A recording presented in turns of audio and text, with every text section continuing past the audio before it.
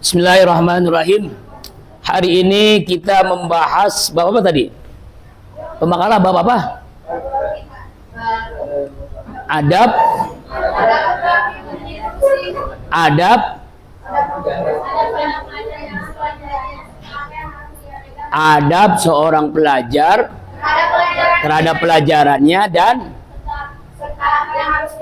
apa yang dipegangnya, gitu. Oh ya, gitu ya. Ya, paham, saya paham. Ini bagian dari kan adabul alimul ta'alim ya. Minggu yang lalu adab kepada guru. Hari ini adab kepada buku pelajaran, kepada mata kuliah lah. Kamu ke kuliah kan? Kalau dulu pelajaran. Pembahasan ini menitik tekankan intinya sama. Adab mesti di atas ilmu. Akhlak mesti di atas ilmu. Sebab kehancuran moral negeri ini bukan kekurangan orang pintar, tapi kekurangan orang yang berakhlak. Orang pintar banyak. Coba lihat di negeri kita ya, di negeri Konoha lah. Yang korupsi nggak mungkin tukang beca. Yang korupsi nggak mungkin tukang pedagang kaki lima. Ya, tukang asongan. Tapi yang korupsi gelarnya profesor, doktor, kiai haji bahkan, habib dan sebagainya. Kenapa bisa terjadi? Jadi bukan karena kurang ilmu, tapi kurang adab, kurang akhlakul karimah. Makanya Rasulullah SAW diutus bukan memberikan ilmu supaya cerdas, bukan. Tapi innama bu'istu liutammima makarimal akhlak. Aku diutus untuk menyempurnakan akhlak. Akhlak harus di atas ilmu. Adab.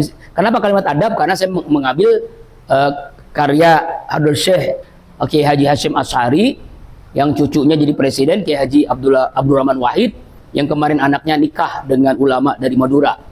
Ya, berita update begitu kan kalau nggak salah tuh. Nah, kita nggak bahas itu.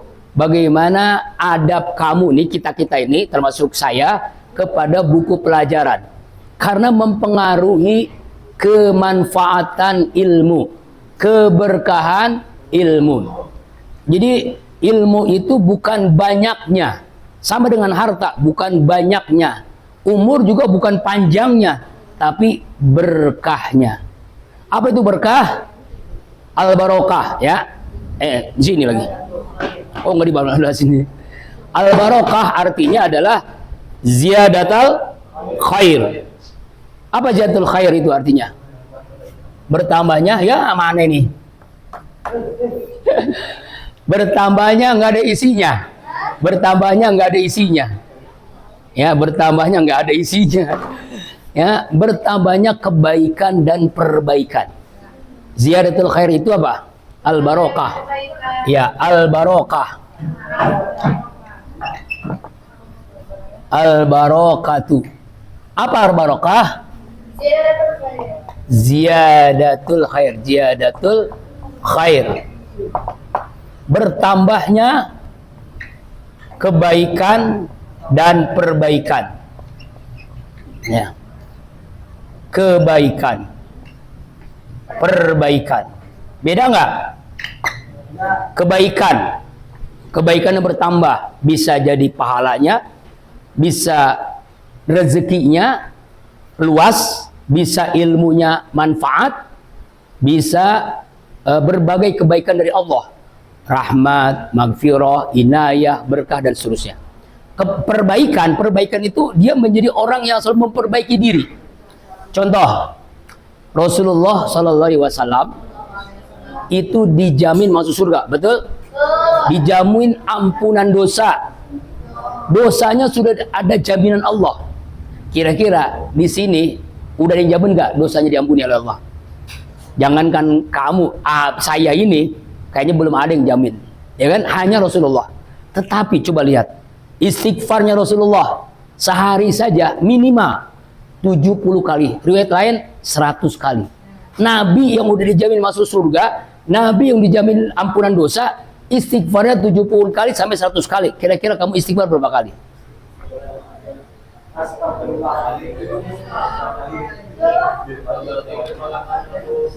Kadang-kadang istighfarnya juga nggak sungguh-sungguh. Coba istighfar sungguh-sungguh nggak suka deh. Misalnya nih ya, lagi naik motor di depan, you can see, astagfirullahaladzim, astagfirullah, dilihat terus, sama juga bohong. Istighfar tapi matanya melotot, bener kan? Istighfar yang lihat ini net YouTube, ngeliat TikTok, ngeliat Instagram, ngeliat Facebook, ya lagi joget-jogetan, lagi pakaiannya seksi, kadang kala tuh pakaiannya itu pakaian adiknya dipakai. Lebih parahnya kadang-kadang tuh itu nggak jelas ini pakaian dia apa pakaian siapa, nggak kesaru kan ya. Nah kita masih terus ngeliatin terus, astagfirullahaladzim, astagfirullah, tapi nah itu berarti belum sungguh-sungguh.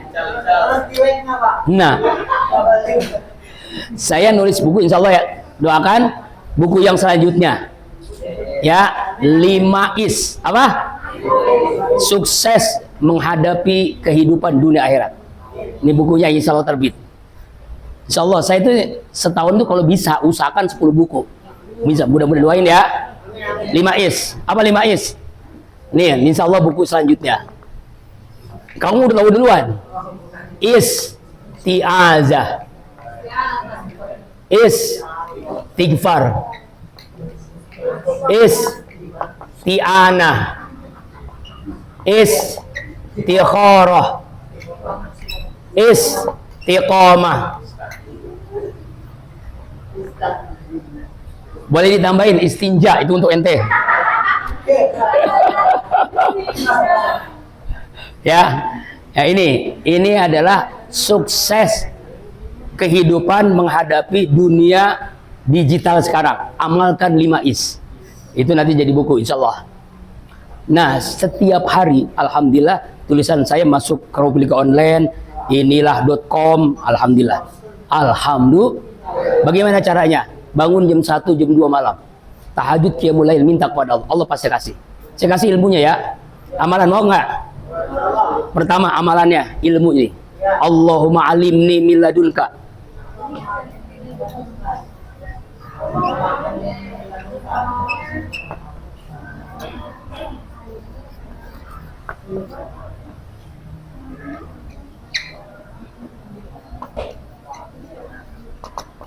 Sengaja di beres supaya kelihatan.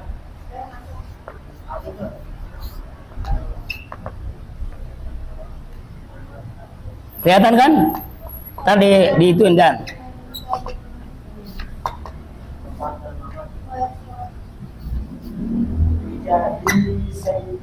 nah, bisa.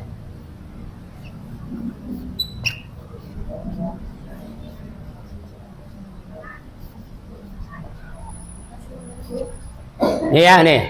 Allah baca bismillahirrahmanirrahim. Bismillahirrahmanirrahim. Allahumma alimni min ladunka ilman wa asiru bihi kamilan fil hayati wa ba'dal mamati bijahi nabiyika Muhammadin sallallahu alaihi wasallam.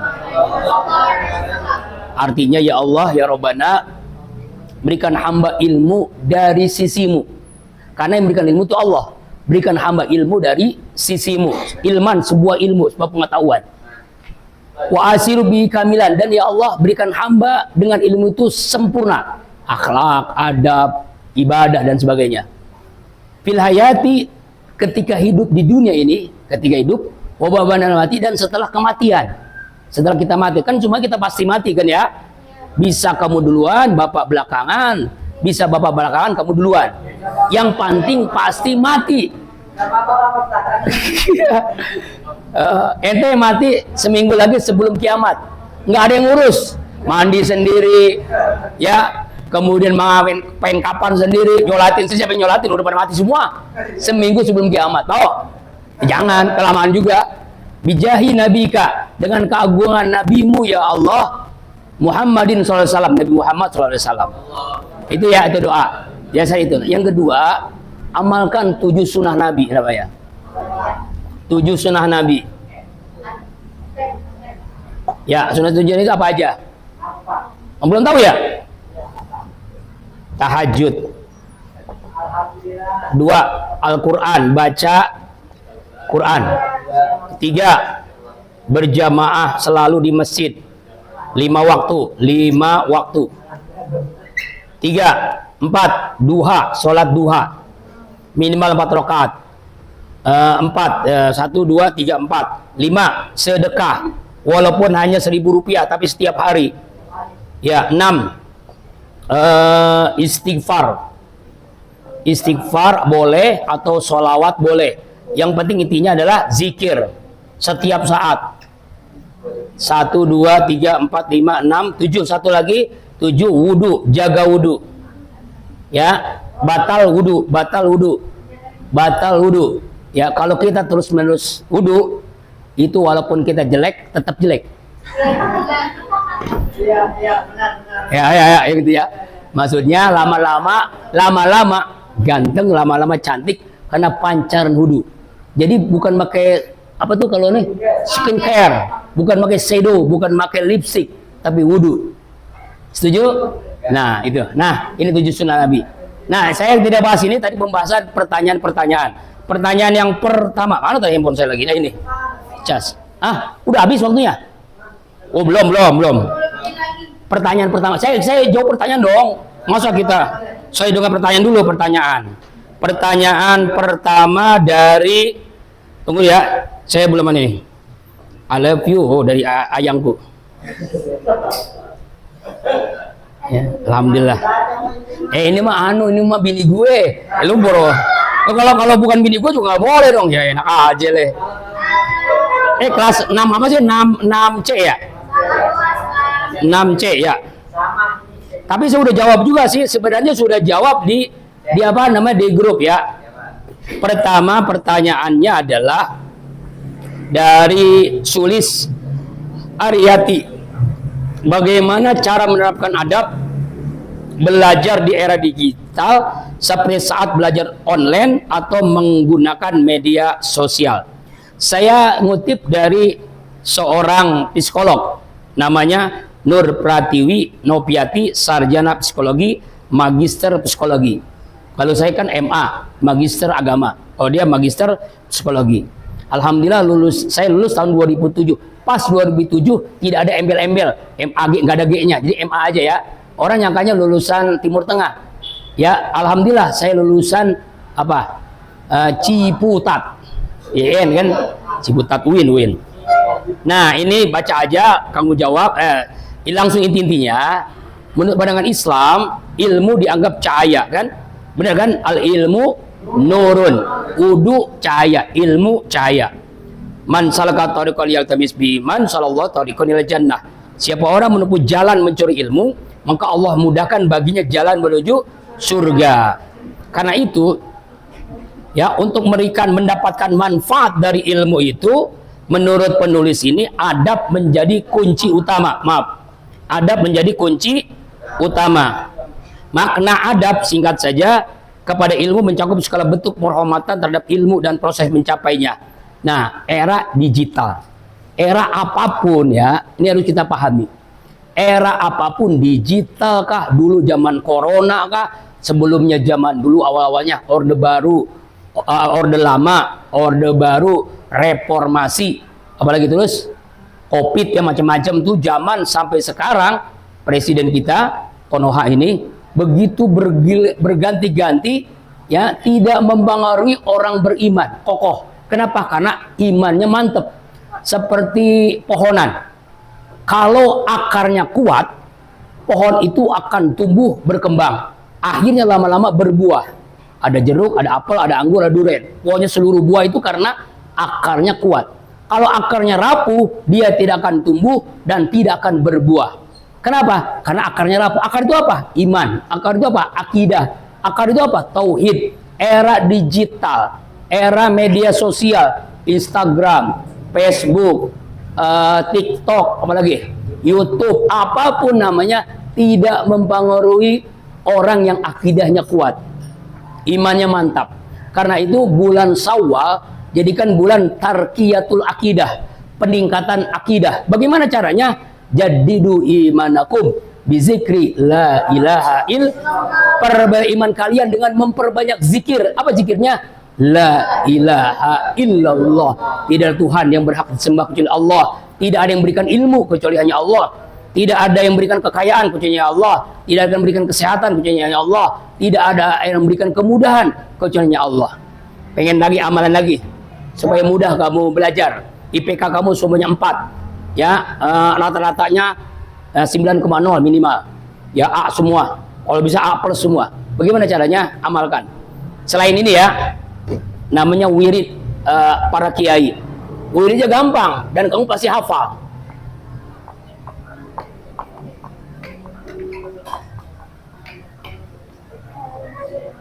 Baca Al-Insyirah, surah apa itu? Alam Nasrah.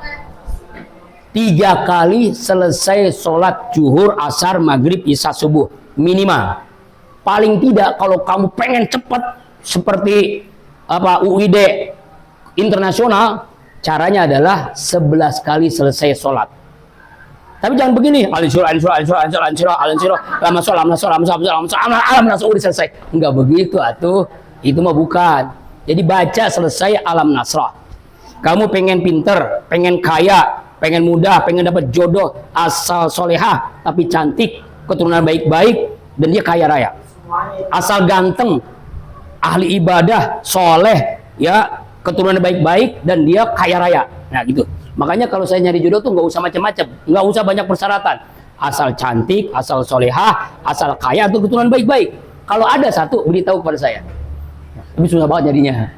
Ada yang cantik, enggak solehah. Ada yang solehah, enggak cantik. Ada yang cantik solehah, miskin. Ada yang, ada banyak kekurangan. Ya, makanya jangan cari kelebihan, cari kekurangan.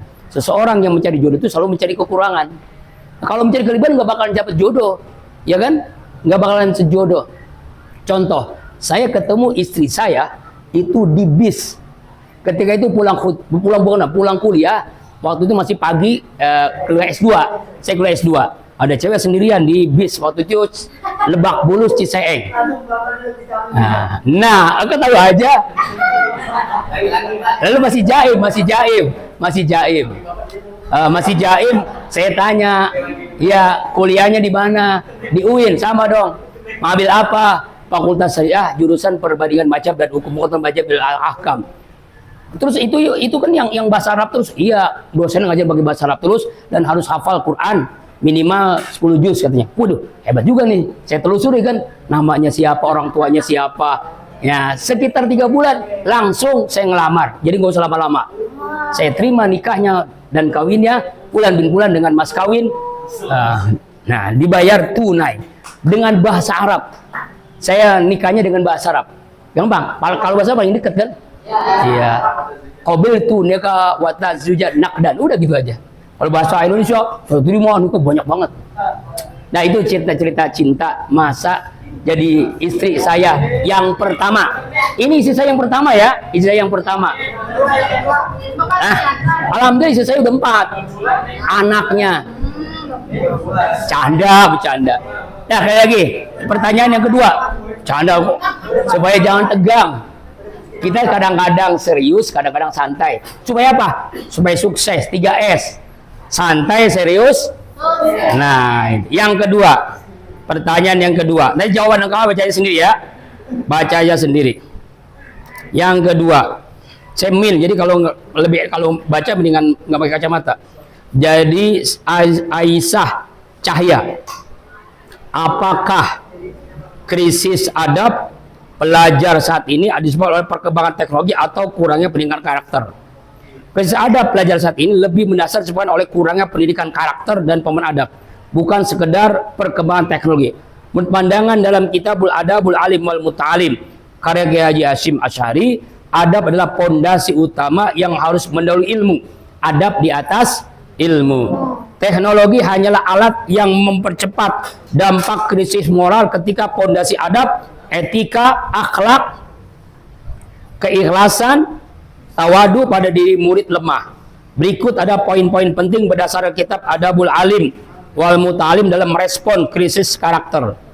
Maaf deh kalau saya lama-lama mata saya keluar air mata. Karena dulu pernah, maaf nih lagi ketika Alia, saya pernah jotos sama orang. Sampai sekarang jadi keluar terus. Yang jotos itu anak-anak adik kelas. Karena dia tersinggung. Dia kok saya OSIS, galak jadi OSIS. Akhirnya waktu dulu tuh namanya apa? Kalau OSIS tuh kayak kalau sekarang tuh mapasa apa gimana? Kalau mas ngos ya gitu. Saya galak kan, pokoknya tegas dalam pengertian disiplin.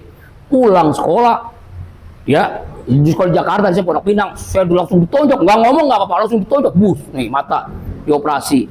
Ya itulah. Tapi sampai sekarang keluar air mata terus kalau lama-lama ngelihat. Ya, tapi kalau ngelamat istri nggak air mata itu, malah seneng banget.